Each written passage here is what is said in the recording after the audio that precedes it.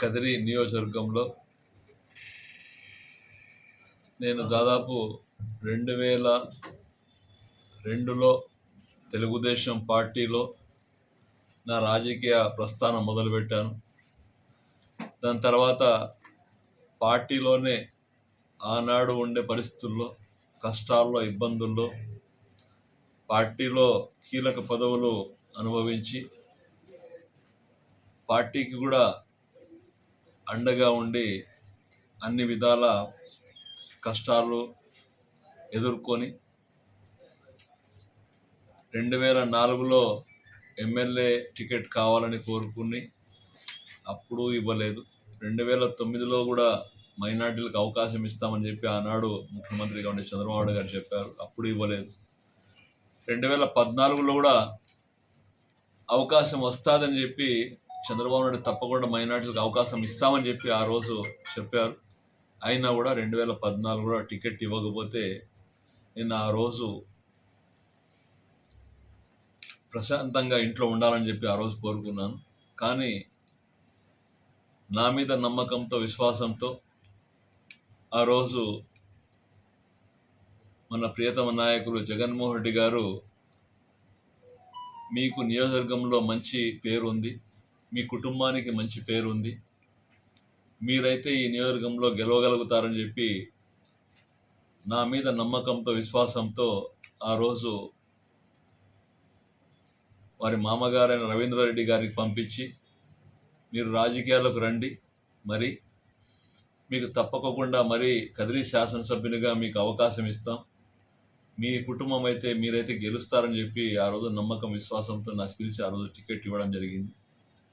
దాదాపు టికెట్ ఇచ్చిన తర్వాత నేను కూడా ఏదైతే ఆనాడు జగన్మోహన్ రెడ్డి గారు నా మీద నమ్మకం, విశ్వాసం పెట్టి పిలిచి బాధ్యత ఇచ్చారో, ఇచ్చిన తర్వాత నేను పార్టీలో చేరిన వెనువెంటనే ఆ రోజు మున్సిపల్ ఎన్నికలు వచ్చాయి. మున్సిపల్ ఎన్నికల్లో కూడా నేను పూర్తిగా ఏదైతే నమ్మకం, విశ్వాసం పెట్టారో అదే నమ్మకం, విశ్వాసంతో ఆ రోజు ఉండే వైసీపీలో ఉండే నాయకులు జొన్న రామయ్య గారు అయితేనేమి, షకీర్ గారు అయితేనేమి, జక్కల ఆదిశేషు గారు అయితేనేమి, ఇస్మాయిల్ గారు అయితేనేమి, వీళ్ళందరూ కూడా ఏ విధంగా చెప్తే ఆ విధంగా ఆ రోజు కూడా నేను నడుచుకొని దాదాపు నేను కష్టపడి పనిచేశాను. అది అయిన వెంటనే ఇంకో వారం రోజుల్లోనే ఎంపీటీసీ, జెడ్పీటీసీ ఎన్నికలకు నోటిఫికేషన్ రావడం, ఆ ఎన్నికల్లో కూడా నా శయాశక్తుల కృషి చేసి అది ఆర్థికంగా కానీ ఇంకొక రకంగా కానీ స్వయంగా నేను ముందరుండి ఆ రోజు మా నాయకులుగా ఆ రోజు జగన్మోహన్ రెడ్డి గారు చెప్పిన మాటని కట్టుబడి నా మీద పెట్టిన నమ్మకాన్ని, విశ్వాసాన్ని నేను పూర్తి స్థాయిలో మున్సిపల్ ఎన్నికల్లో కానీ, అదేవిధంగా ఎంపీటీసీ, జెడ్పీటీసీ ఎన్నికల్లో కానీ, ఆర్థికంగా కానీ ఇంకో రకంగా కానీ అన్ని రకాలుగా అండగా ఉండి ఆ రోజు పార్టీకి వెన్నువెంటగా ఉండి సాధ్యమైనంత ఎక్కువ సీట్లు గెలిపించడానికి ప్రయత్నం చేశాం. మరి ఎన్నికల్లో, ఎమ్మెల్యే, శాసనసభ ఎన్నికల్లో కూడా నాకు అవకాశం కల్పించారు. కదిరి నియోజక ప్రజలందరూ కూడా నా మీద నమ్మకంతో, విశ్వాసంతో ఆ రోజు నాకు వైసీపీ పార్టీలో ఎమ్మెల్యేగా గెలిపించారు. గెలిపించిన తర్వాత దాదాపు 2 ఏళ్ల పాటు వైసీపీ నాయకులు, మాతో పాటు ఉండే నాయకులందరూ కూడా వారు ఇబ్బందులు, కష్టాల్లో వారు చాలామంది స్తబ్దతగా ఉన్నా కూడా నేను వారు ఎన్ని విధాలుగా అండగా ఉండాలో అన్ని రకాలుగా ఆ రోజు ముందరుండి పార్టీని నడిపించాను.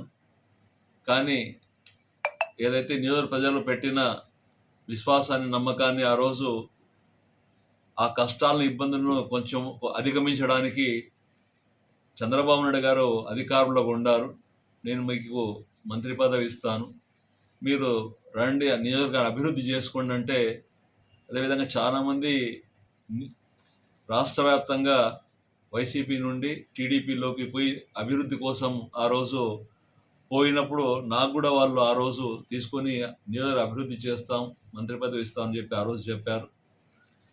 అదే పందాలో నేను కూడా దాదాపు 3 ఏళ్ల పాటు చంద్రబాబు నాయుడు గారి దగ్గర అన్ని రకాలుగా ఈ నియోజకవర్గం కోసం పోరాటాలు చేసి ఆయనతో కలిసి ఈ నియోజకవర్గ అభివృద్ధి కోసం నా శక్తి వంచన లేకుండా కృషి చేసి నియోజకవర్గంలో అభివృద్ధి అనేది ఏ విధంగా ఉండాలో నేను చేసి చూయించాను. కానీ 2019లో కూడా నాకు మరి ఆనాడు చంద్రబాబు గారు టికెట్ ఇవ్వలేదు. అయినా మళ్ళీ 5 సంవత్సరాలు ప్రతిపక్ష పార్టీలో ఉండి ప్రజా సమస్యలు పోరాడి ప్రజల కోసం నేను పనిచేస్తూ 2024లో కూడా మొన్నటి వరకు కూడా నేను టికెట్ కోసం అడిగాను. ఆఖరి నిమిషం వరకు కూడా ఇస్తామని మాట చెప్పి మైనార్టీలకి అవకాశం కల్పిస్తామని చెప్పి చంద్రబాబు నాయుడు గారు నాకు మొన్న కూడా మొండి చేయి చూపారు. అయినా ఇవన్నీ కష్టాలు అవమానాలు నేను భరించాను. భరించిన తర్వాత కూడా చంద్రబాబు నాయుడు గారు కదిరికి వస్తే కనీసం నా ఒక మాట వరుసకు కూడా పిలవకోకుండా నాతో మాట్లాడుకోకుండా ఆయన కదిరి నియోజకవర్గంలో ఒక సభను ఏర్పాటు చేస్తే కదిరిలో ఉండే మైనార్టీలందరూ కూడా వారు ఎంతో బాధపడి, అంటే మైనార్టీల అంటే తెలుగుదేశం పార్టీకి ఇంత నిర్లక్ష్యమా? తెలుగుదేశం పార్టీ ఎలాగూ ఈ ఎన్నికల్లో గతంలో 5 మంది శాసనసభ్యులుగా రాష్ట్ర వ్యాప్తంగా అవకాశం కల్పిస్తే ఈసారి కేవలం 3 మాత్రమే అవకాశం కల్పించారు. అదేవిధంగా జగన్మోహన్ రెడ్డి గారు గతంలో 5 సీట్లు 2019లో ఇస్తే 24లో 7 సీట్లు ఇచ్చారు. అంటే మైనార్టీలో మనోభావాలు దెబ్బతినే విధంగా, మైనార్టీలు అగౌరవపరిచే విధంగా, మీకు ఒక శాసనసభ్యునిగా మాజీ శాసన మీరు కదిరిలో ఉంటే కూడా కనీసం మీకు మాట వరుస కూడా పిలవకుండా చేశారని చెప్పి కదిరిలో ఉండే నియోజకవర్గ వ్యాప్తంగా ఉండే మైనార్టీలు కుల మతాలకు అతీతంగా పార్టీలకు అతీతంగా చాలామంది అందరూ కూడా నాకు ఫోన్లు చేసి, ఎందుకు ఈ విధంగా మీ నాయకుడు మీ మీద ఈ విధంగా ఇది చేశాడు, అంటే మీరు పార్టీని నమ్మి మీరు ఆయన దగ్గర పోయిన దానికి మీ మీద కక్ష సాధిస్తున్నాడు ఆయన అన్నట్టు నాకు ఆ రోజు ఫోన్లో నియోజకవర్గ వ్యాప్తంగా కులాలకు అతీతంగా, మతాల అతీతంగా, పార్టీలకు అతీతంగా నాకు అందరూ కూడా ఫోన్ చేసి చెప్పిన తర్వాత నా మనసు చాలా గాయమైంది, చాలా బాధపడ్డాను. కాబట్టే అంటే ఈరోజు నేను ఒకటే చెప్పదలిచాను, అంటే మీకు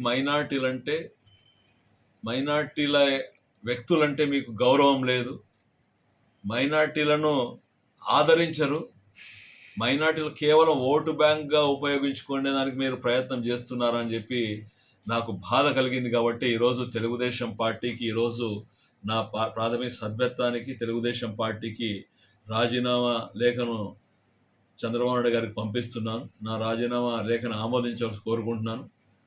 అదేవిధంగా నాకు ఆ రోజు ఏదైతే పిలిచి గౌరవించి ఆ రోజు శాసనసభ్యునిగా నాకు అవకాశం కల్పించారో నిజంగా ఆయన్ని కూడా నేను ఎప్పుడూ జీవితాంతం మర్చిపోను.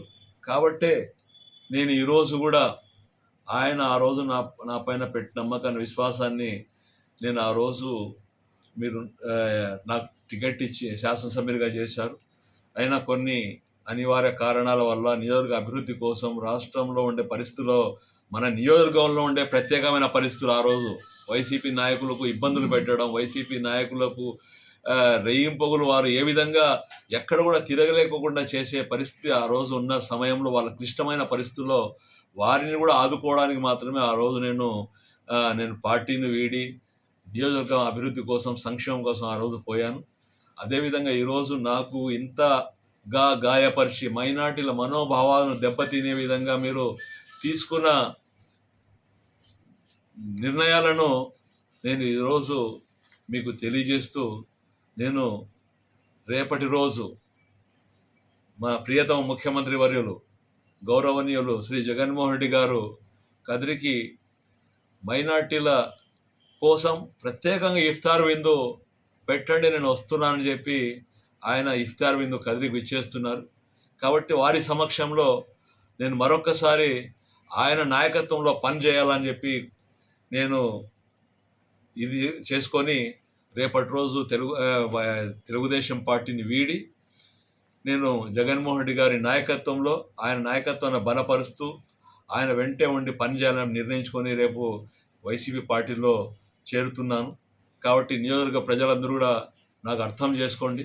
నేను ఇంత క్లిష్టమైన పరిస్థితుల్లో, ఇంత అవమానకరమైన పరిస్థితులు భరించి కూడా నేను ఈరోజు తెలుగుదేశం పార్టీ వెంటే ఉండి చేయాలని చెప్పి మీరందరూ కూడా కోరుకుంటే కూడా నేను మీ అందరి అభిప్రాయాలకు అనుగుణంగా నేను ఎన్ని అవమానాలు, కష్టాలు, ఇబ్బందులు 5 సంవత్సరాల ప్రతిపక్షంలో, 3 సంవత్సరాల అధికార పక్షంలో ఉన్నా కూడా ప్రతిపక్షం మాదిరిగా వ్యవహరిస్తే కూడా నేను కేవలం నియోజకవర్గ ప్రజలు పెట్టిన నమ్మకాన్ని, విశ్వాసాన్ని నేను వారి దృష్టిలో ఉంచుకొని ఎన్ని కష్టాలు, అవమానాలు, ఇబ్బంది అయినా భరించి కూడా నేను పార్టీలో ఉండి నియోజకవర్గ అభివృద్ధి కోసం పనిచేశాం. 5 సంవత్సరాలు కూడా రాష్ట్ర వ్యాప్తంగా మైనార్టీల సమస్యల కోసం, మైనార్టీల కోసం పోరాటం చేశాం.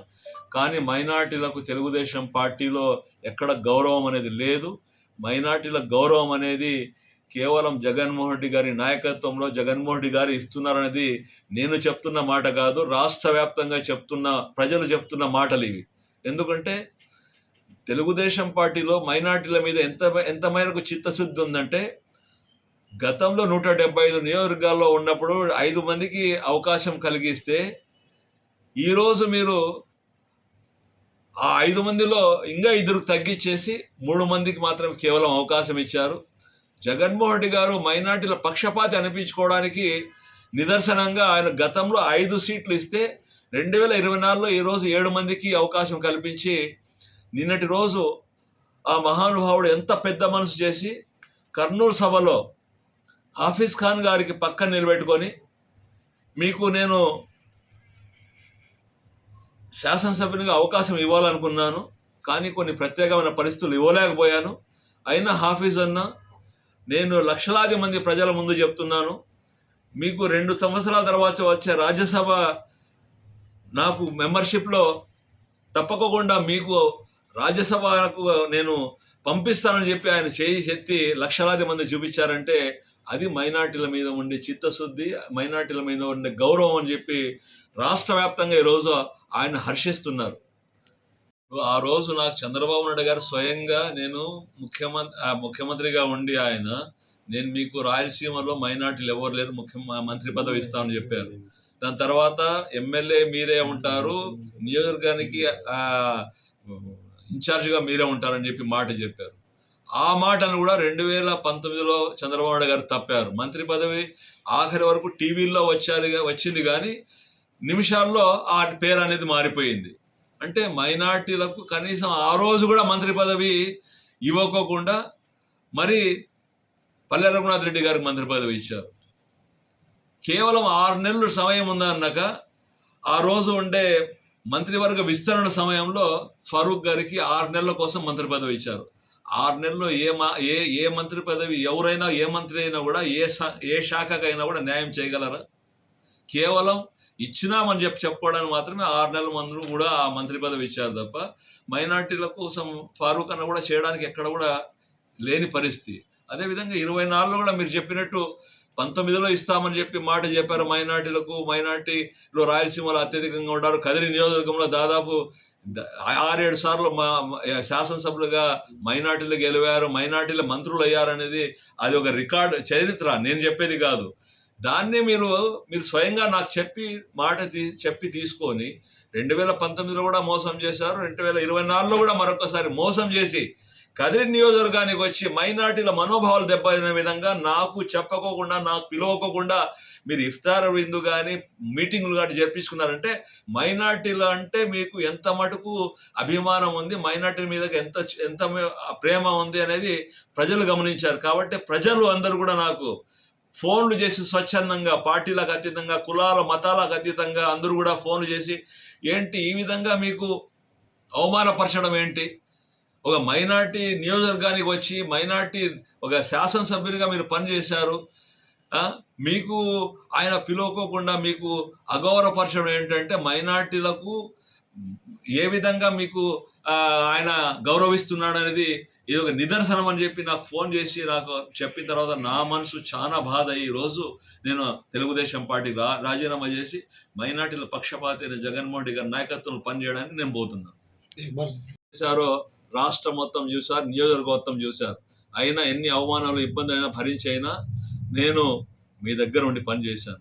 అయినా మీరు ఆఖరికి మీరు ఏ విధంగా ప్రవర్తించారు, ఏ విధంగా నా మనసును గాయపరిచారు, ఏ విధంగా మైనార్టీల మనసులను గాయపరిచారు, మీరు మొన్న కదిరికి వచ్చినప్పుడు చూపించిన మీ యొక్క అభిమానానికి నిజంగా కదిరి ప్రజలందరూ కూడా చాలా హర్షిస్తున్నారు, గర్విస్తున్నారు. ఎందుకంటే మైనార్టీలకు మీరు ఎంత మటుకు గౌరవిస్తారనేది రాష్ట్ర వ్యాప్తంగా చెప్పుకోవడమే కాదు, స్వయంగా చూశారు.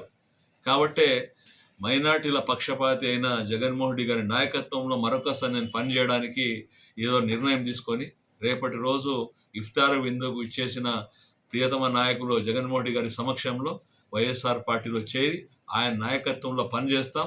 రాబో రోజుల్లో మైనార్టీల కోసం ఏ విధంగా ఎన్ని సమస్యలు ఉన్నా ఏమున్నా కూడా సమస్యలు దృష్టికి తీసుకొని పోయి పరిష్కారం చేసే విధంగా పనిచేస్తాం. దాన్ని ఆ నాయకత్వాన్ని బలపరుస్తామని చెప్పి ఈ సందర్భంగా మీకు అందరికీ తెలియజేసుకుంటున్నాం.